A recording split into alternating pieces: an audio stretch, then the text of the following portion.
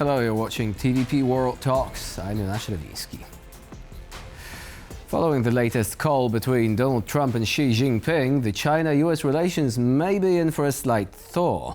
But bigger issues still loom on the horizon. With the TikTok saga awaiting resolution and the bigger trade war on hold until November, can Beijing and Washington build bridges despite ongoing tensions ranging from Taiwan security to rare earth minerals and microchip exports? Joining us now is Tomasz Kasprowicz, editor-in-chief at Republika Nowa. Hello and welcome to TVP World. Good morning.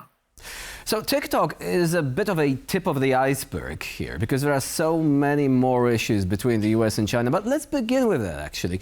Where do you think this whole thing stands at the moment? Is it likely that US investors will actually buy out the US component of TikTok, allowing it to function in a way that China also finds acceptable? Well, there are a couple of issues here. First one is, who are the investors? And clearly the Trump is aiming for his allies to be the ones that buy out TikTok. He is completely aware of the importance of social media for the elections, and alliance with X or Twitter in the previous elections were clearly very beneficial and possibly made him win the last elections. So he wants the TikTok to be firmly in hands of the MAGA. And the investor that he is proposing to the Chinese are the people that are connected with him and his allies. So it's not only that Trump is negotiating the sale of TikTok to Americans, he is negotiating sale of TikTok to MAGA, which is especially important that X is no longer as much of an ally as it used to be when the Musk and Trump fallout in the spring. So that's first part of it. The second part of it is clearly Trump does not want to antagonize all of the people that are using TikTok. That's why he's not enforcing the ban on TikTok. And a lot of people in the United States are saying that what he's doing is actually illegal and he has no such power. But as we know, Trump is not really bothered by such arguments anyway. So he's trying to get it as peacefully as possible, and it's important for him. And the Chinese know that. And basically, what they are trying to do is to get as much leverage as possible and as high price as possible. And this is clearly seen in the information that we get from both sides after the call, where Trump is saying that that was a huge success and the agreement is almost agreed upon, while no such thing is mentioned in the Chinese press release. So there will be some negotiations going on. Well, probably eventually the Trump will get TikTok for his allies. The question is how much he will have to pay.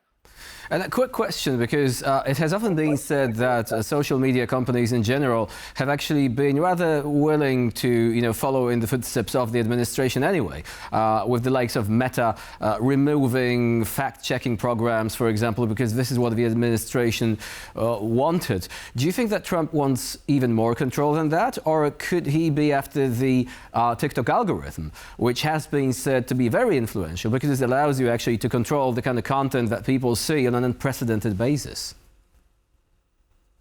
Well, first of all, he is aware of the fact that Meta and other companies can flip very quickly. As they flipped in his favor, this can be changed very quickly because unlike in his first term, now they became opportunists. And whoever wins will get the support of the platform. That's it. So he needs the platform to be firmly in the hands of his allies to be sure that it will remain his political backing. Of course, the TikTok algorithm is unique and is one of the best to serve certain level of content. But do not forget that all of the social media platforms have algorithms that can be tweaked in various ways to serve whatever content necessary or preferred by the owners of those platforms.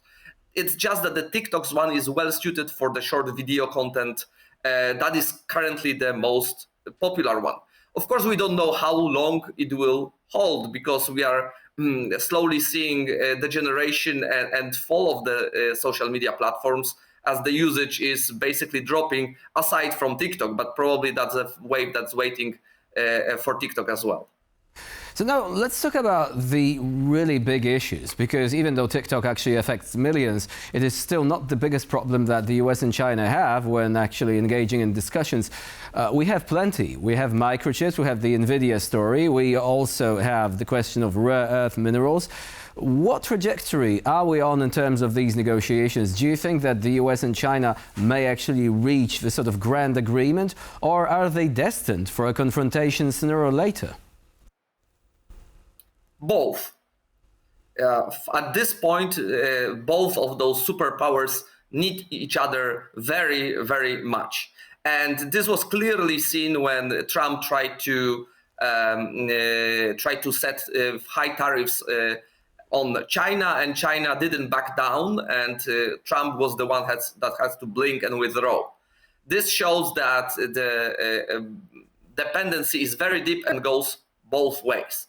And there is no easy way to unentangle this in a short term. So both countries have to reach some kind of an agreement in the short term. On the other hand, we are definitely heading for some sort of Cold War scenario right now, where we have on one side probably the West with United States, and on the other side China with smaller allies. And in long term, few things indicate that it's not the scenario that we are heading towards. So the agreement is needed to both in the short term, but the confrontation will probably happen in the longer term, and probably not that far into the future, as the inherent structural problems of China are so big that they will sooner or later be quite pronounced.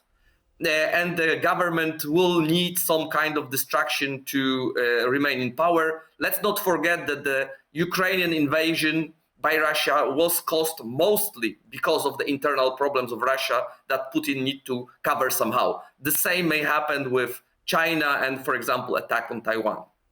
But does it translate directly into the relations with China? Because we know that Russia has a certain tradition, let's say, of acting aggressively and in a very confrontational way. Now, some analysts said that in China the culture is different because they see the use of force as something that's not exactly a victory. Like a victory is when we convince someone to actually follow us without intimidating them or without imposing our power by force. Would you say that this is still true today, or has Xi Jinping actually changed the calculus and introduced the use of force as a legitimate part of policy making in China? Well, it always was. Let's not forget about Tibet. Let's not forget the military parade that we witnessed just a few short days ago.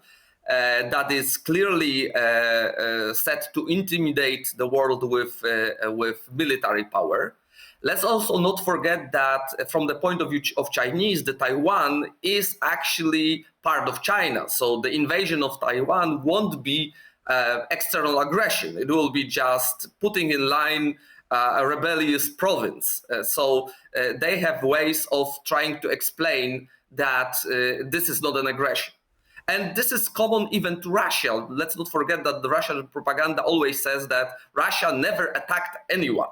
Of course, it's contrary to any of the facts, but they invent some sort of the reason to explain that this is not an aggression, but defense, reclaiming something, protecting somebody, and so on and so forth. So what you mentioned is mostly a narrative of Chinese, but the history of Chinese does not really support this point of view, and I mean quite recent history. So would you say that the US and by extension also the European Union don't really have any leverage if China is actually destined for confrontation sooner or later? Or is there still something that can be offered? Do you think Trump might be tempted to think, OK, let's offer them something, maybe even with respect to the Taiwan issue, that will essentially make it less likely for our countries, the US and China, to go to war over this? Do you think this is still viable, or is the US simply buying time right now? Everybody's buying time. There is a point after which China won't be able to make any radical moves because of, again, the structural problems within, demographic ones being not the smallest of them. Let's not forget that it's much easier to go to war for Russia, as they have a high disregard for human life, and hundreds of thousands of casualties are not a problem.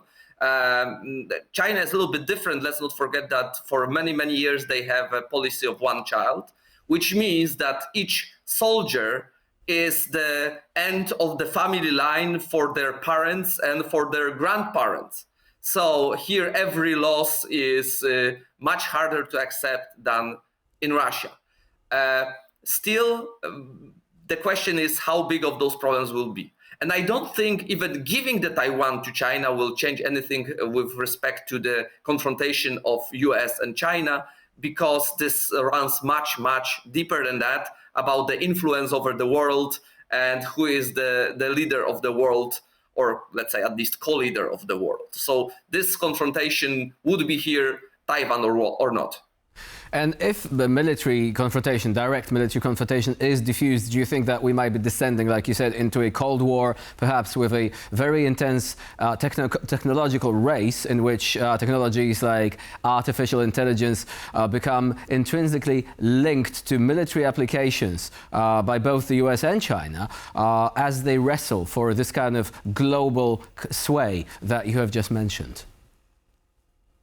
Well, it already is. And it seems that the Cold War scenario is something that we are heading towards, and few things indicate we will land up with different scenario.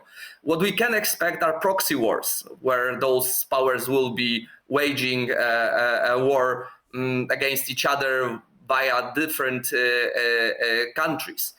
So this is also something that we've seen in the previous Cold War, and that some are saying that the current Ukrainian conflict is some sort of the proxy war, or at least indication of how it may look like in the future.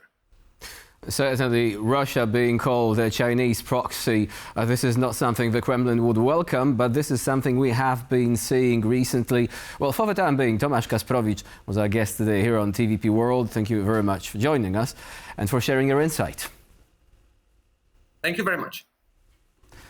And I'm Tomasz. You're watching TVP World. Please do stay with us.